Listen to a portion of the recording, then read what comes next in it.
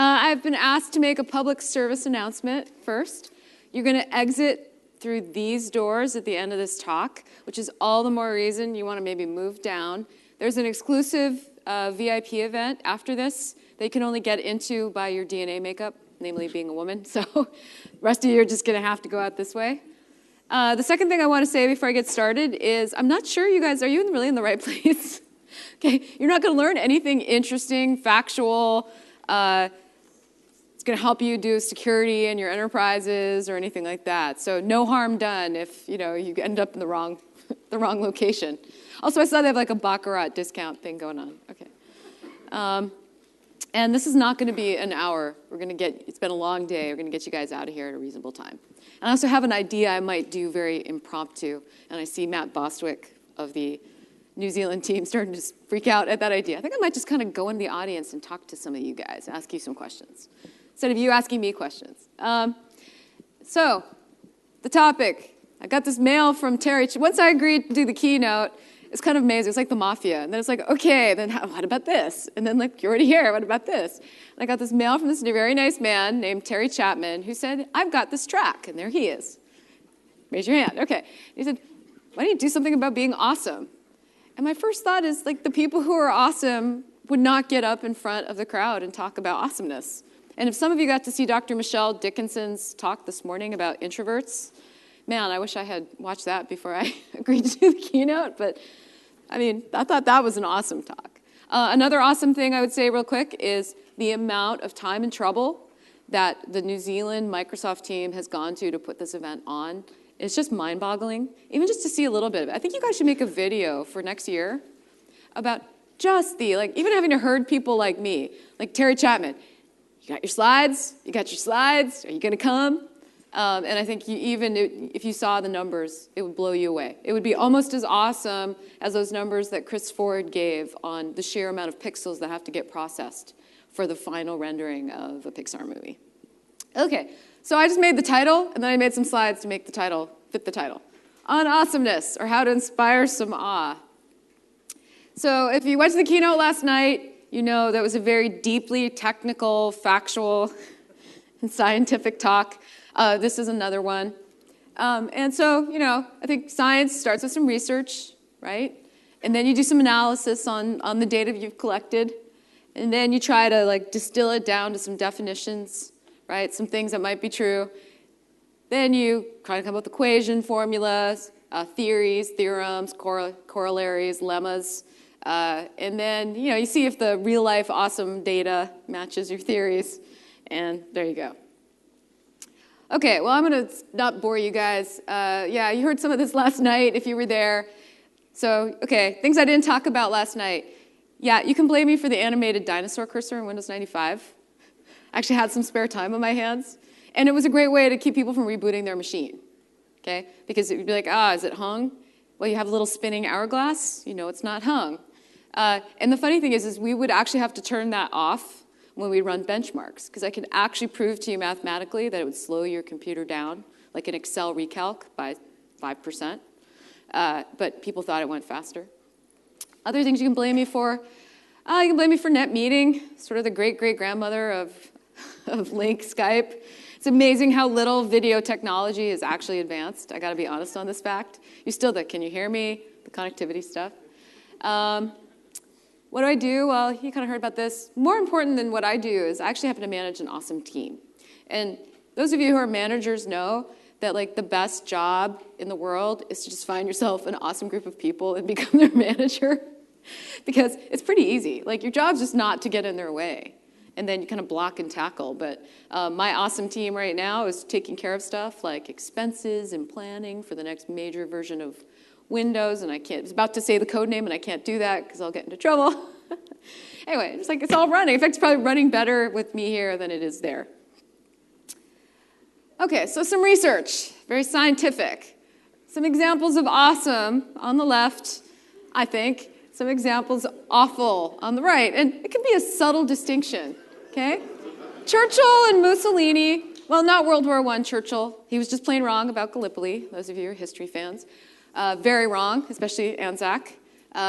Mussolini, yeah, all around awful. Hannibal Lecter, well, that guy had some taste. Maybe more on the awful, on the awesome side. Jeffrey Dahmer, yeah, not so much. Okay, this is like a totally tasteless story, but I was doing some research for this. I actually found this out. So Jeffrey Dahmer died in prison, and he died in prison because he was a practical joker, and he just thought it was hilarious to like put ketchup on stuff like it was blood, and the guys in prison just couldn't take it anymore, and they killed him. Anyway, all right. And I know it's wrong, and I know I shouldn't laugh, but I don't know, it's kind of justice, isn't it? All right. Well, awesome. I mean, Priscilla, Queen of the Desert, that is a pretty freaking awesome movie, and most of the actors in that have gone on to better and bigger things. Nothing better than like Madame Butterfly and a big scarf. And by the way, I'm realizing I'm wearing a scarf up here, and scarves for women are kind of like capes for superheroes. If you've seen The Incredibles, like it gets you into trouble. You end up getting it caught. Crocodile Dundee, yeah, not so awesome. The movie, I mean, not the guy. Mother Teresa, Kim Kardashian. Okay, that one doesn't really need an explanation. The only thing awesome about Kim Kardashian is how she continues to seem to grow. Okay. Satya Nadella, well, I'm biased. I totally admit it. Oh, yes, Hugh Jackman, Russell Crowe. Satya Nadella, I may be biased because he's the CEO of my company, but he seems like he's a pretty awesome guy, pretty real, down to earth. He says what he means what he says. He has integrity. I think that's pretty cool. Those Google programmer guys, like Alphabet, what the hell? I thought that was a joke when I heard that. Like, they're changing their name. It was like out of the TV series Silicon Valley. Yeah, we're going to change our names to ABC. It's like, is that really for real? Okay. Uber. Uber's pretty cool. I think the ability of, especially in the taxi business, those guys, at least in Seattle, they don't make a lot of money. They work really hard. And to remove the middleman is a pretty profound thing. I think the idea that also I don't need a car. It's a luxury to not have to have one. Although I do admit the new Tesla sure looks pretty great. The one that goes like 0 to 100 kilometers in 5 seconds. Tinder, well, I'm a middle-aged lady. Not so cool, my opinion. Sir Walter Scott, love that. Love that man. Those are great historical books. Dickens, another great writer. 50 Shades of Grey. Okay, this is like a Seattle thing. It's one of those things you hate to hate. Kind of like, I would say it's Seattle's Lord of the Rings. 50 Shades of Grey, oh God, And I think I was laying on the couch, and it was free, being offered on Amazon Prime, and it was just so bad. I think Mordecai is the only thing I've seen this year that was worse than that. I mean, it was so bad. I was like laughing. It was bad. In fact, there's some scene, I think, where she's in some room in his unbelievable condo, and also the fact that you can get from one side of Seattle to the other in 5 minutes. It's just, okay. When he says, there's my toys, and she goes, oh, do you have an Xbox? That was classic. Unintentionally funny. And of course, I always got to put a pitch in for the home team. Also, cricket, right? Yes, cricket. It's coming up. Okay, I think cricket's awesome. I still haven't quite figured out like what the heck's going on in that game. And every time I think I do, I'm like, oh, okay, now he's going to go for the wicket. And then people just stand around in their whites and they drink tea. So like I haven't quite figured it out, but I hear it's pretty awesome. Yeah. Okay, so like, kind of what are the things that are awesome sort of have in common? And let me say right now that it's an incredibly, it's paradoxical that I am up here talking about awesomeness, because almost by my definition, anybody that would talk about awesomeness isn't awesome. I'm aware of that. It's kind of like being an artist. You don't get to call yourself an artist. You can say you're a painter. You can say you're a sculptor. Everybody else gets to decide if you're an artist or not. Well, I think some things that are awesome, right? Well, altruism. Isn't it doing things for other people? Somewhat when it's inconvenient for you. In fact, Kant, in his Critique of Pure Reason, would say that those are the pure, I don't know that I buy it, but that those are the most moral acts. If you save somebody you love who's drowning in a river, that's pretty good. If you save someone who's drowning that you hate, that's better. I don't think I buy it, because you never know what's in someone's head, but I kind of get the idea. Well, healers. People who make things better, who fix things. To be able to create and preserve, to create something takes such an unbelievable amount of energy. And then to preserve it, it takes energy as well. If you're too busy for interviews, well, I guess I'm doing some interviews tomorrow, so because you're actually busy doing things, making the world a better place. Instead of talking about it, you're doing it. I think classic. You don't want to be like, okay, I have like some photos I've seen of myself. I don't know. I blame Madonna. Okay, there was this whole era where like it was fingerless, one-handed gloves and stuff, and that hair on the side, and that seemed great. And now I look at those pictures and I was like, oh God, Mom, burn them. I don't know what I was thinking. Classic, not really caring what other people think. Enduring. I think being sharing is pretty awesome. Investors, folks who are actually building for the long term. I am certainly concerned about these things in Silicon Valley and the whole unicorn thing. And it's like, two guys overnight who I wouldn't let take care of my cat, or like living large. And also the pressure that stock markets and investors put on behavior. If you're sitting there trying to make things look good for Wall Street instead of just make things good, I don't think you're probably doing the right thing long term. Warren Buffett, who is, I think he's in his 80s now, and still beats Bill Gates at bridge, and it drives Bill Gates crazy, which I think is also pretty awesome. You go. All of those who are going to be your age soon, I want you to keep going. Mr. Buffett, but that sense of that you're building for the long term, that you have a campaign in your mind, and it's a long-term campaign, it's a war. And frankly, success is one of those things that, especially in the tech industry, I believe is so completely misunderstood. And it starts because zeros and ones. Now, when I started in the tech industry, there were only like zeros. So you guys have twice as much as I had. But that binary sense, that it's a fail or a success in the moment, it's just so wrong to me. Success is something that is such a long-term evaluation.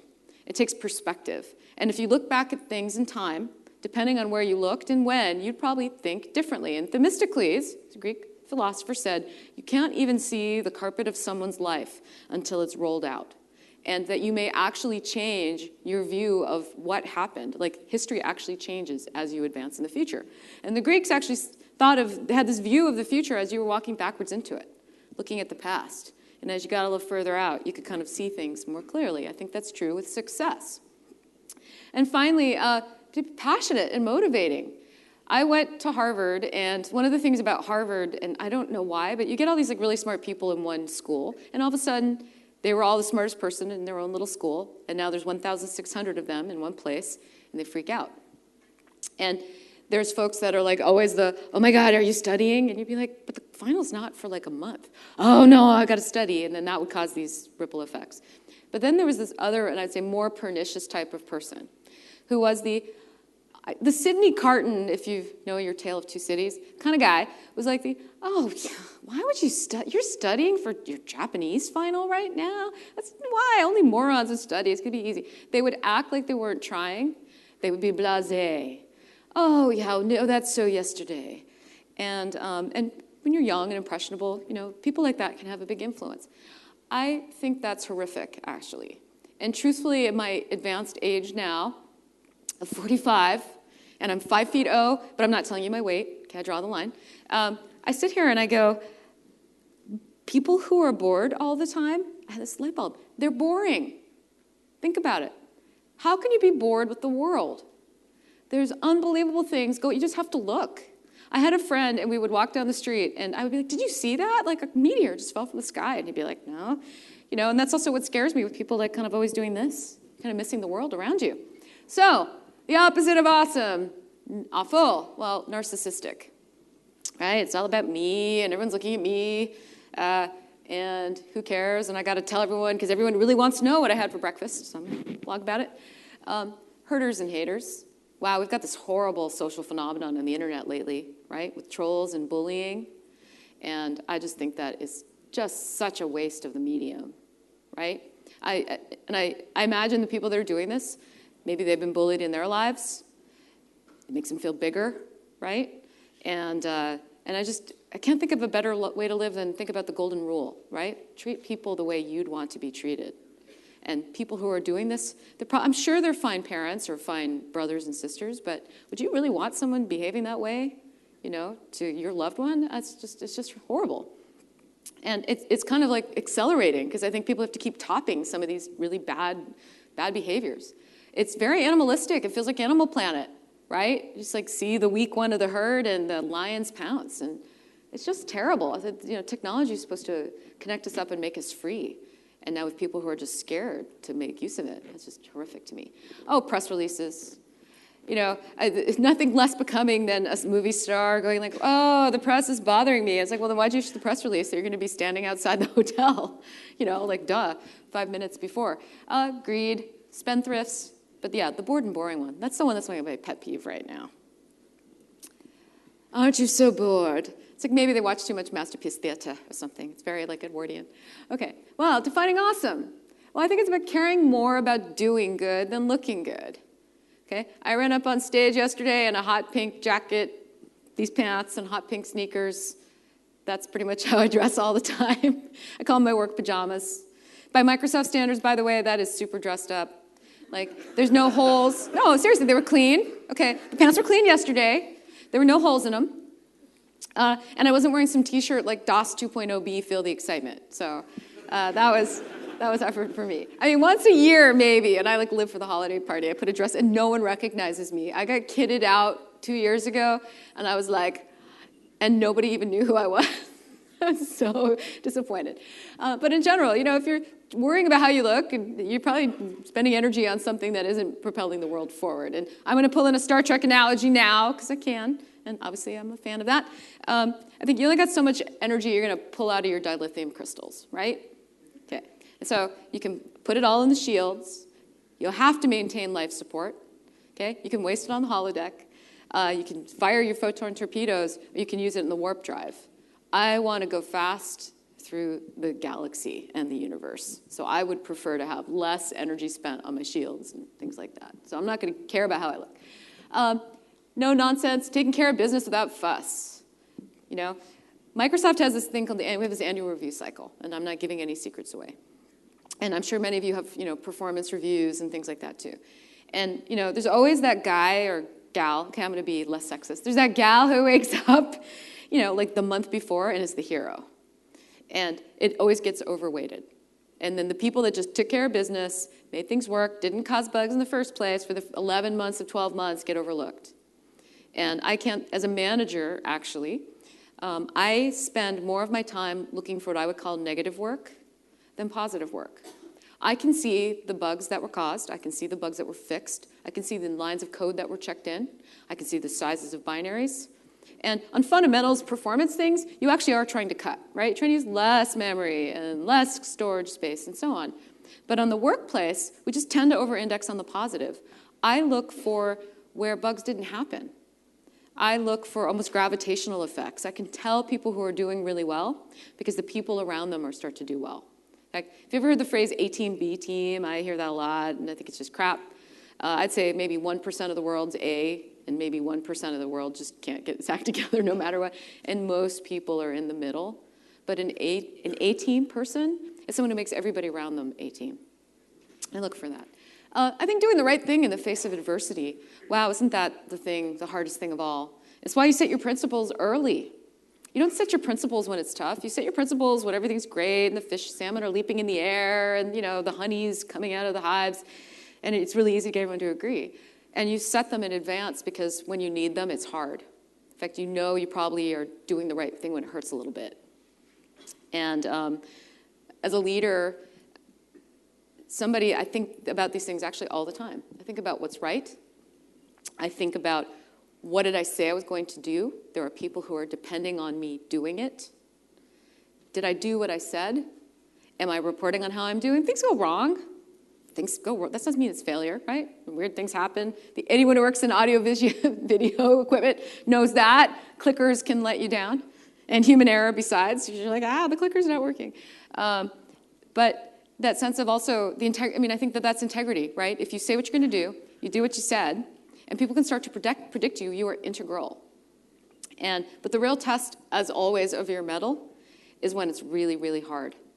And hard things involve people. The hardest tech problems in the world are people problems, actually, right? The older I get, the more I think that's true. Where you pump out tons of lines of code, and yet the thing doesn't ship. Or where you do it and you can't get it to work. It's a people connection problem. And so doing the right thing about people and not just the product is so easy to overlook. You know, you got to ship tomorrow. Yeah, make everybody work. Get the minions, you know. And yet it's wrong, and we kind of know it's wrong. And the thing is, when you do something wrong, right away, it's not like you get zapped by lightning. You don't. In fact, the world would probably be a better place if it was more like Minority Report, right? And then you think, well, that wasn't so bad. And then, you know, you kind of cut under the corner, and it can be years. You know, you think about like Enron or some of those places, how long they ran. And in those cases, there were probably a lot of people that weren't sure it was right or wrong, but there were some people that knew it was wrong. And it just got so easy to keep being wrong. And that can never work out long term. There's just no way. I think protecting and aiding the less powerful. Well, I'm 5 feet tall, so I'm a little biased on this one. We moved around when I was a kid. I probably attended 15 schools in 12 years. And I never fit in anywhere. I was like the weird little kid taking extra science to calculus and gym class. Like, please, God, don't call me. I did the homework of a lot of our sports team members. We had, and we had actually, I think the Connecticut newspaper wrote about this. It was like my high school sent like this entire football team to like really good schools. They had great grade point averages, and most of them kind of tanked because I was doing their homework. But we had this like kind of tacit agreement that like you'll pretend I was just here in like PE class and I'll do your homework. But it's a real mark of a person, who they're nice to when they don't have to be, what they do when the camera's not on them. I kind of think very often people kind of go, gotta be managing up. What about managing down? Those are the backs on which you're resting. Those people need to be taken care of. They have less power, right? Think about something like a wait person in a restaurant. You guys don't tip so much. And by the way, it's killing me. Because I feel like a really bad human being when I go in there. And I'm like, but I just can't put that small amount in the tip line. Like, it's wrong. And so I'm kind of weaning myself off of it. But if you're having a bad time in a restaurant, you have all of the power, right? That person can't do anything. You have that person's life, their job in your hands. Think about that. And I think being humble, but a little swagger. Well, I had to add that because that's probably who I am anyway. I watched way too many Bugs Bunny cartoons growing up. Bugs Bunny and Star Trek pretty much explains my entire personality. I learned to count in Klingon. In the United States, Spanish is what most kids take, and I was like, everybody else is like, uno, dos, tres. Like, that would have been a little more helpful.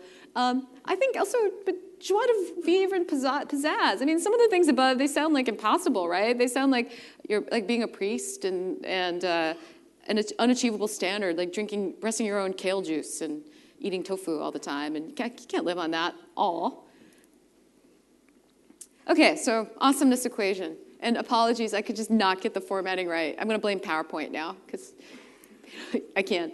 I think it's partly, to be fair, you can only have so much impact based off where you started, right? If you grew up in the middle of nowhere with no access to the internet, but as a percentage of where you started, it's awesome. But still, DNA and environment get in there.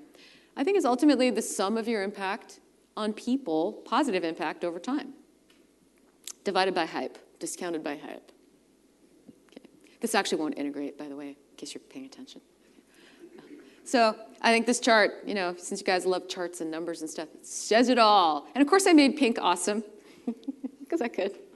Okay, pink is awesome. Over time, look, awesomeness increases, right? It's the area under the curve. You remember your calculus, or I should say your analysis. Average, a little bit on the flat side. Dramatic, it's fantastic. Oh, it's terrible. It's amazing. It's oh no. Okay. And then awful, downward trend. And then real life awesome. And then I'm actually going to end it after this. And then I think I'm going to walk the audience and ask you what you think is awesome. My mom.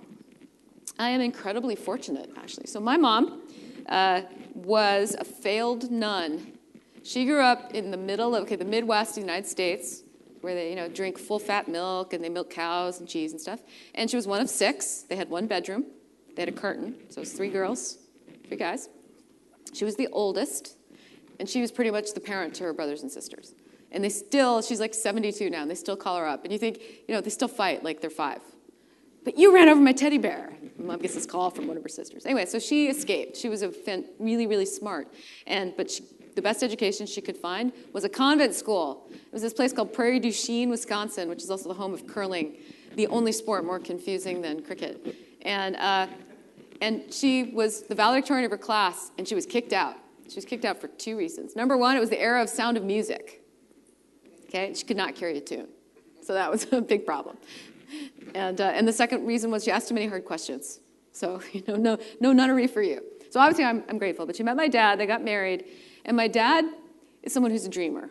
He has tons of dreams. And he just always could never quite meet them.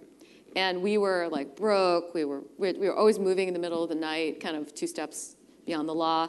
And my mom just got to a place where she couldn't take it anymore. My dad went on some trip. We had no food in the house. We were in, I think, northern Maine at this point. We were snowed in.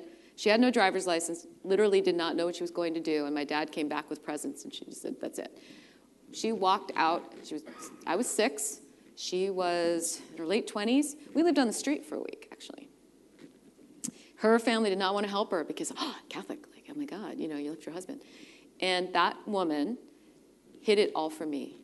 When we left, it was an adventure. We camped out by chicken coops. I was like, oh, isn't this cool? Chickens. And I got my Christmas present that year was a library card. She couldn't afford anything. But it was the key to all knowledge. We spent Christmas Day, because the library opened up. They said as long as we locked up afterwards. It was like any book I wanted. And when she put herself through school, she put herself through grad school. I know she cried herself to sleep some nights. We had one apartment where there's a hole in the roof and snow was coming in and she's sleeping on the couch. And so the thing I gave her was not letting her know that I knew. Oh, there was one time when I think it was some kind of trendy pants. This must have been 70s, so they're probably like bell bottom, right? I'm like, Mom, can I have this pair of pants? And she got this look on her face. And I realized she didn't know how she was going to feed us that day. I was like, oh, yeah, no, I don't want those pants. But I never was scared. It was a magical adventure. And the fact that she did this for me, and also the fact that there was honor in labor. There was nothing beneath you. If you work, whatever it is that you do, to try to support yourself, that is better than not trying. Hey, we need to fix something, we'll fix it. We need to make something, we'll make it. And that woman is why I'm here today, really. She could do anything. And I am very fortunate she lives with me in Seattle now. In fact, I was going to try to bring her here. And she's finally, literally, actually it took her until she was 50 to get on her feet financially. When I was at Microsoft and we had options, the first batch of options that vested, I sold them instantly because she put me through Harvard. What I didn't know was that my dad didn't pay his part. She put a second mortgage on her house, and she was within a month of losing her house to put me to school. And you can imagine how happy she was when I dropped out. She was not happy. I was like, but Mom, I'm saving you 2 years of tuition. You can buy me a car. She's like, you don't have a driver's license yet. What are you going to do with the car? And that's probably the one time she didn't talk to me for about 6 months. But I sold those options. I paid, and I would do it again without even thinking about it. If you think about freedom, right? If you think about, I'm going to draw a graph about money, it would be the marginal value of the dollar goes like this, and then you pass some limit of some kind of freedom of being able to decide a little bit what you want, not this is the cheapest milk or the cheapest orange juice. And then, and then it starts to decay. She was here, so like the value of that was just, I'd do it again. Really an inspiration. And so now she's not here because she's got a better social life than I do, actually. She's off speaking somewhere in New Orleans, but it really took her until her 60s to kind of come into her own in her career. She runs basically the head of economics and performance for the Seattle City Light, which is a municipal electric utility in Seattle. It's one of the only ones left in the United States. And it's actually, we have the cheapest power rates pretty much in the country. And we like to charge California a lot for excess power. Warms the cockles of my heart. But the other problem with it is just it's so much money that everybody who wants to do anything in Seattle tries to hide it in the electrical company's budget. Hey, we need a streetcar. That should be the electric company because it needs electricity. Anyway, really great lady, all-around class act. Mr. Peterson, my calculus teacher in high school. So the thing that this man did was he made math interesting, fun, and personal. Because, if you ever taken complex analysis, anybody raise your hand, the calculus of imaginary numbers, Riemann surfaces and stuff? All right, you have that professor who's draws some crazy integral up there, and then he goes, and then it's obvious that it's 5. And then, you go try to do the problem set, it's 20 pages, okay? You're like, you liar. All right. Well, and you're like, how did they even come up with this? How do we even get here? This guy kind of started us back in time, and we used to tell us little stories. So I still to this day, I remember the Pythagoreans. They were vegetarian hippie people. It was this cult. This was a time in Greece when philosophy, math, and all this, they were all the same. And so they were these little gangs. They were almost like the Crips of the Bloods. And it's just the human aspect of it and the things that people were wrong. And he made it human. So it wasn't just that it was this cool tool, but that there were people that had been a part of it, and they were wrong sometimes, but so it's oh man, he made it alive. I just think about that, especially in the United States, by the way. We teach so much by rote. History in particular is terrible a lot of the time. Your average, I think 5, 6-year-old, this is the first thing they hear. Columbus sailed the ocean blue in 1492 and discovered America. Every single thing in that sentence is wrong. Explains a lot about the United States, doesn't it? Christopher Columbus, that wasn't his name. It was Cristoforo Colombo, okay? And he wasn't Spanish. Okay, I left out part. He was Italian. And it wasn't 1492. Even with the Gregorian calendar change, that's wrong. He set sail in 1493. He went and asked Isabella and Ferdinand in 1492 because they had unified the country and they were looking to spend some money and he thought he'd get some. Anyway, but that is a classic. So we bore the history out of the kids.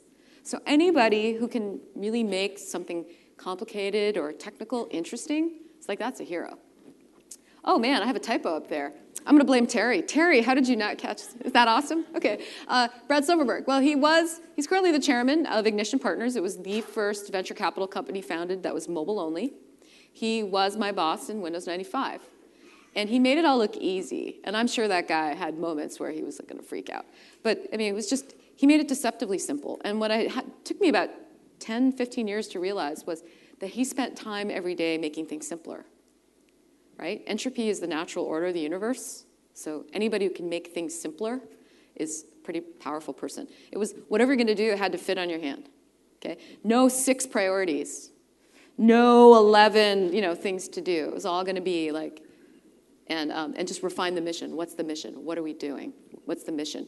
No doubt. No, I get that Windows 95 is a little unstable right now, but you're running it on your desktop. If we can't run it, how can we ask anybody else to run? He was just stuck to the line and really remarkable man and still doing killer stuff. I'm going to see him. We have actually a huge party, Windows 95 reunion. I think Jay Leno's going to be there. I picked out my dress like 3 months ago, and I've been on diet. In fact, I think I stopped eating now so I can fit in that dress. Okay, another awesome place. I'll tell you the Himalayas. Have you ever been there? Nepal is a place that's both amazing and a heartbreak place at the same time. Ladakh is Nepal without pollution, but these places, just not even the scenery and the geography, but the fact that they're at these crossroads of cultures. You have Tibetan, and you have Sanskrit, and you have Chinese, and Persian, and here's Indo-European, and this is sort of where it started. I think it's interesting, actually, observation about New Zealand is the mix of cultures here, too. I love it. I love that you have, English words, New Zealand words, and then there's Maori. I think it's just fascinating. It's awesome. And then one last person who's actually is really, truly awesome is Alex Kipman, who is the head of HoloLens. So I saw this guy from afar, and I see this guy with this hair, and it's almost like gleaming like Prince Valiant, one of those cartoons. And I'm like, yeah, come on. Every time I get to hear this guy speak, it blows my mind. I mean, I literally feel like somebody has put a high-speed connection into my brain, and I'm having I/O problems. And just how he thinks about technology. And it's not just HoloLens, Connect. And he's a Surface Hub. That's another thing that he's up to. But just about how the things that are possible. No one would have thought that we'd actually be able to make a headset with the processing power that can map the room and then put holograms on it. I actually got a tour, so this was kind of cool. Went down the secret labs down the basement of the building. And it's a little bit MI6 Bondish because the building is the one where all visitors come in and all the campus new hires go to orientation. And then there's this secret little elevator. And I'd never noticed it before, but there's 4 really big guys standing right there. Anyway, you get on this elevator and get smart and you somersault through a cage and then kaboom. And I got to do several things, but the coolest one that I did, I blew up a rock on Mars. Okay, so NASA, I know it felt wrong. No, so NASA is partnered with the HoloLens guys, and you can actually remotely manipulate one of the rovers that's there. And so I got to swing an arm, and then I got to beam a laser, and a piece of rock went. And I'm like, am I really? Do I have to pace? I mean, this just doesn't seem right. But it's pretty freaking cool. And I think it's very smart, even how they're going about it. We all know we all want the holodeck for ourselves at some point, right? But it's going to take a long time for the battery life, the technology, and for it to all be really great. And I think, and at the price point that you wouldn't feel like an idiot, for buying. Going after commercial business first, I think, is really super, super smart. Because there are uses, actually construction is another example I got to see. People designing buildings, they go to all incredible amounts of time, trouble, and money to build 3D models, right? And then, like directors do in movies, the client goes, oh, but can I have the fountain over there? And then, for all you know, there's rebar or something, right? It's just unbelievably expensive, and especially when it's under construction, it's even more expensive. And the ability to actually visualize things and walk through for construction and remodeling and so on is really profound. And then to connect it up to the schematics. Oh, there's a sewer right here. We can't really build weight-supporting beams. Anyway, really great guy. And most of all, I want to say thanks to you folks. You're spending several days here. You're taking your time, your trouble, your money. And so I think you're pretty awesome just for showing up. Anyway, that's all I have to say. So conclusion. Thanks. I told you you weren't going to learn anything useful here. I'm not going to preach at you, but I really do believe, well, awesome is part of, great. To be great, I think, takes an incredible amount of energy, actually. It's like relativity, right? So where does that energy going to come from? It's got to come from, like, here. It's like a reverse Horcrux. And so I think if you do great things, or great to other people, then you will produce great stuff for the world. And that would sum up my philosophy probably in a heartbeat. Okay, so questions. So I heard from Michelle Dickinson this morning that I should also ask people who don't raise their hands. Anyone have questions about anything? I could tell you stories like climbing up bubble wrap in the lobby, and I wish I hadn't lied about my weight. It was very embarrassing. Anybody? No? Okay, you were my favorite person. You need that first person to like prime the pump. I'm going to come over here. Okay, what's your question? What's your favorite prank that you've seen at Microsoft? Favorite prank. Oh, man. Okay, so there's a guy. He runs a company now called Big Fish, which is a video game thing. And he went on vacation. And what they did is he had a corner office.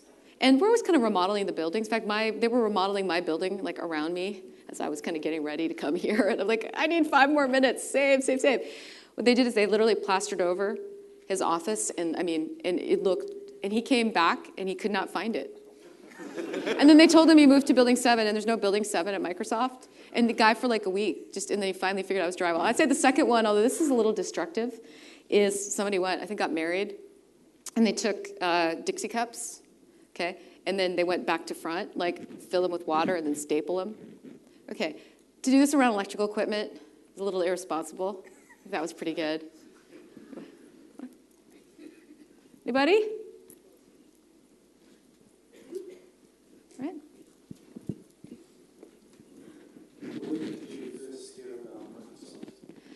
Oh man. Okay. Well, so I went to university I graduated from high school when I was 16, and I didn't have a driver's license. And the only job I'd had up till that point was being like a cashier in my town grocery store because I couldn't drive. And so when I came back from college, my freshman year, I couldn't drive anywhere. I got a job in a bank. Well, it was actually a savings and loan data processing center. There were the days with like the washing machines and like almost like the big tape things. Okay, so I was the tape librarian. And I thought I had like the best job ever because I got to sit in an air-conditioned room and pretty much just read all day. I read War and Peace, you name it. But it was very clear, like the guy who was my manager said, if there's ever a problem like a fire, well, and actually maybe once a day I'd have to like go find a tape, but whatever, we're gonna pump out, I think we're gonna pump Freon in the room and you have 30 seconds to get out. And those tapes are more important than you, so you better get out. All right, so I got back to school. And I worked in the we were broke, right? So I gave blood. Actually, I found out I have really great blood because I earned a lot of money when I was in college by donating blood and also participating in psych experiments. So don't believe any psych experiments you ever see from Harvard because it's like the same 12 broke people. But anyway, so I go back to school. It's absolutely true. Okay. You're like, 95% of Harvard people are 5 feet tall. Okay, so I go back to school, and everybody had the most glamorous job. I was like drooling, okay? It's like, oh, I was Rajiv Gandhi's personal assistant. Oh, I was a supermodel. Oh, I, investigated war crimes at The Hague. And what did you do? I worked in a bank, Okay, so I was like, I got to get my act together. And I was taking an extra class. Because freshman year had been pretty good. In fact, I decided to major in math because it really didn't have a lot of math, a lot of course requirements. It seemed like, okay, I could take some other stuff. That's a great idea. And so I took an extra class, and then I was a TA for a math section, for calculus. And I didn't know it was a pre-med section. And people who are pre-med They have to keep their GPAs up. They like are just the most desperate grade grubbing human beings you'll ever see. And Matt Damon was in my section, and I told him to drop it. So I'm going to take credit for that. Anyway, so but the teacher, like the second day, just gave everyone my home phone number and like disappeared. So I was taking extra class. I was working jobs. I was doing this, and I had no time. And I was like, so I'm like, okay, I just got to wander in the Career Center. So I wander in the Career Center. This is like February. And this is the era of investment banking. So like if you ever saw the show Family Ties, you know, like the bow ties and the navy blazers, Goldman Sachs. Goldman Sachs is where anybody wanted to work as an intern. And I thought I was interviewing with Goldman Sachs. This person just pulls me in the room and says, oh, you must be my next interviewer or interviewee. And I go, yeah, hi. And they ask me these weird questions. Like, how would you estimate the death rate in Boston? This is before the internet, right? If you just had a paper, be like, I'd probably look at the obituary section. I'd go over the sports page, maybe traffic, look at the geography. And they just ask me these very like Sherlock Holmes, MacGyver questions. And the next thing I know, they're like, hey, great, you're hired. You want to come to dinner with us? And I'm like, oh, I don't have any money. And they're like, no, you silly, we'll pay. And it wasn't literally until like the next day, and I got the official offer that I found was this company called Microsoft. I had no idea who the hell Microsoft was. My dad still says it like that too. So I'm like, no. It's like, no, I don't write codes, Dad. I write code, okay? Microsoft. But and I was like, well, but all I knew is these people, they sent me plane tickets. They told me how to get from the airport. They put me up in temp house, put me up in an apartment. And I was like, wait, so I'm just gonna like, you guys, and I can sit inside a real office where I'm not gonna die? Where you're gonna suck out the air? So I was like, heck yeah. And I was so busy, I didn't really have any other options anyway. And so I show up Memorial Day weekend, and I had $28 and change in my wallet. And like, they forgot. So this is Word for Windows 1.0. And they put in for a ton of interns, because interns were like free slave labor, right? So they put in for a ton. And they forgot. And then the interns showed up. And the thing is, Word for Windows 1.0 is going to ship any day now. It sat in that state for about a year. And all the bugs were in printing and in text formatting. And they weren't going to let interns touch that code, because that's the hardest code. So they didn't know what to do with us. I kind of had to hack my way into a job. And anyway, so I forgot your question, actually. How I ended up at Microsoft. Oh, yeah. Okay, so that wasn't going to go anywhere. So they gave me this project. And this project was to go look through the source code logs, figure out who checked in what bugs were there, and then generate a mail. So probably 3-4 weeks into by the way, free soda in the kitchen and free Lipton cup of soup and free milk because I was broke. I was like, this is great. I mean, I had salt poisoning or food poisoning probably every couple days, but I was free. I lived in my office. And anyway, so this mail goes out, and this guy in like 10 minutes comes in my office and starts screaming at me in some slightly Slavic kind of language. Well, his name was Charles Simoni.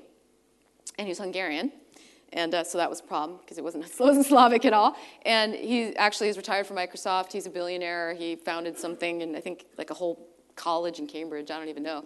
This guy's just yelling like, "You moron! T-Laura B, who hired you? You know, you like should have never been born. Blah blah blah blah." And I was like, just talk to the hand. All I know is like, wait, am I going to lose? And then all of a sudden, I'm like, I'm going to lose access to my free soda. Like, what am I going to do? And so I'm like, I know, yeah, because basically the guy was the guy who owned all the hardest code in the product. He had the most bugs. He was fixing the most bugs. It was a stupid project. So my project got killed in 3 weeks. And I'm like, okay, please don't send me back. And meanwhile, so I started playing around with Windows 3. It was actually Windows 3.0 or Windows 2.1 at the time, because they could not get the time of day. Windows was the thing that was going to take bullets, okay, until OS 2. Or Unix, ascended and took its rightful place, and on the pantheon. And so they were like, please fix your push button bugs. I mean, Word had the old flat Mac oval style things. They looked horrible. It must have been Windows 3, yeah. And they're like, Windows, that's never going to go anywhere. So I had all this time on my hands. So I just like started playing around and filing bugs. And one day I get this phone call. It's like, T-Laura B, like, who are you?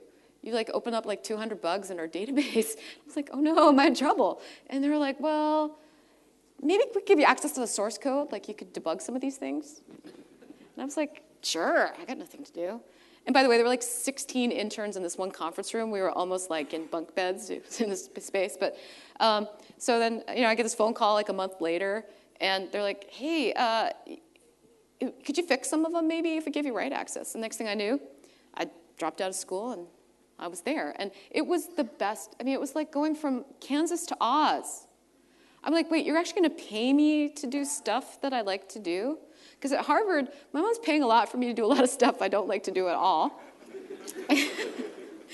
And it's so true. And I mean, 24-hour grocery stores. I grew up in this town where everything closed at 8, and there were no shenanigans. Somebody who knew you was going to see you. And I don't know, it wasn't very smart, but it was like a high school, one of these rally race things, and it was like steal the sign of your last name. Butler, yeah, that was pretty hard to track down. There's only one of us, okay. So I was like, oh my God, there's ethnic, like I come into SeaTac Airport and they're speaking Japanese at me. And the grocery stores are open all the time. I was like, this is the best place ever. I felt like I was home for the first time. Anyway, so I grew up with a company. And it's had its upsides and its downsides.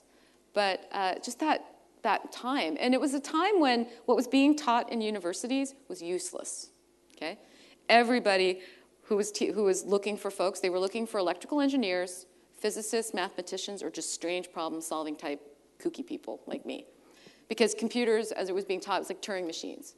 So some nice, fine theory, but like completely useless. Like, I mean, literally, I had this as a project, and this would have been 1989, was, okay, make an operating system and assume you have like infinite memory, disk space, and connectivity. You're like, well, isn't the whole point of an operating system that you don't, right? So I was like, well, that's not a very useful project.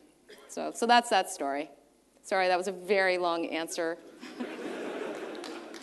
Sorry. Okay. Well, I see the signs. Oh, one more question, please. Okay, I'm going to come up this way again.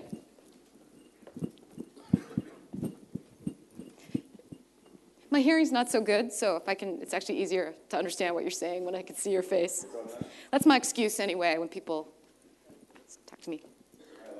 Hello. I did some leadership training under Dave Thompson and Terry Myerson. Oh my gosh, yeah. Running Exchange. And those were the two most awesome leaders that I saw in the company at the time. Do you agree with that? So with Dave Thompson? Dave Thompson. He was my mentor. Oh, he was your mentor? Yeah, he retired from Microsoft. He's doing Habitats for Humanity now. Oh. He's going to, like, especially Latin America and building houses. Oh, hey, Michael. Michael Brick, another awesome person here in the audience, folks. Terry Myerson, yeah, I mean, I think, everybody, we all have superpowers, but they can also be our kryptonite, right? The thing that can be really great in the wrong situation, like talking a lot, can get you into trouble. And I think Terry's superpower is he's a disruptor. I mean, when I came back I actually left Microsoft and I came back in 2009 and it was to work on Windows Phone because he had just moved over there.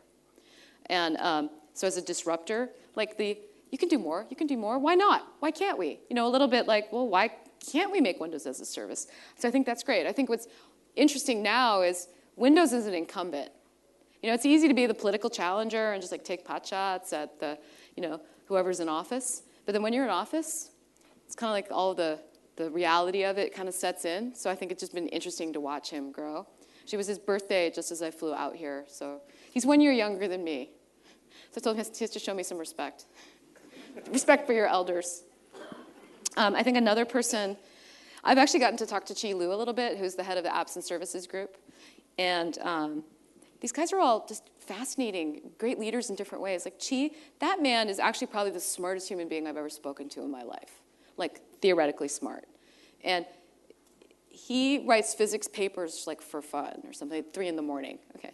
Anyway, and what I talked to this guy, I was just like blown away. He comes in a t-shirt, and he apologizes for having kept me waiting on a month. And I was having a one-on-one with him, and he's the kind of person who's like, oh, I see you're free today. Want a last-minute one-on-one. Of course, it's Thanksgiving. It's like a holiday, because I think he just works all the time. But he's such a big person that he doesn't have to, and he's also, well, he's huge compared to me, but he's not a basketball player size. He doesn't need to act big. I think it makes me think back to the Awesomeness, thought a little bit about just the courtesy that he has. And just the time that person, he spends on, like, why is the group together? Why are we putting all these internet application, whether they're enterprise or consumer things together? Like really deeply smart guy.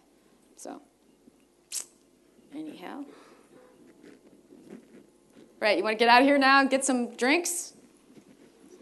Bia, this way. Quick, tell me what's a really great local